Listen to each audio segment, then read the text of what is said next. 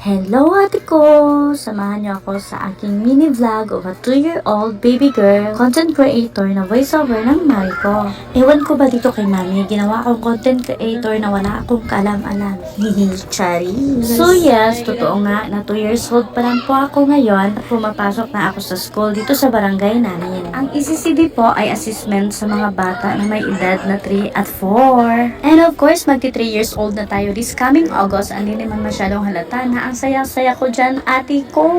Na para bang nakikita ko na yung magiging first love ko.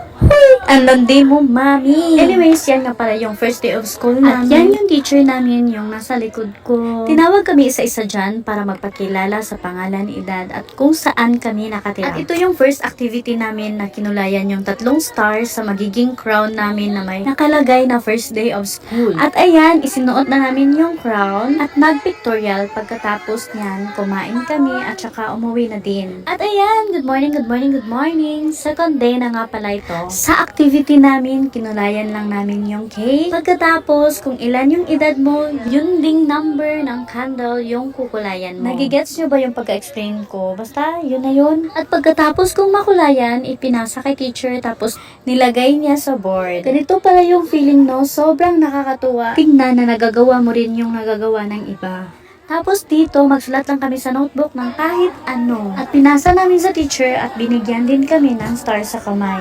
At sudan, kainan na. Everyday nga pala may feeding dito sa school.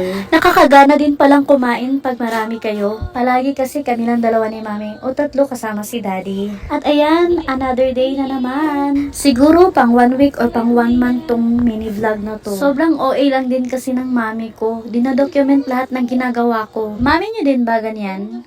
Palitan tayo ng mami. Charis lang po.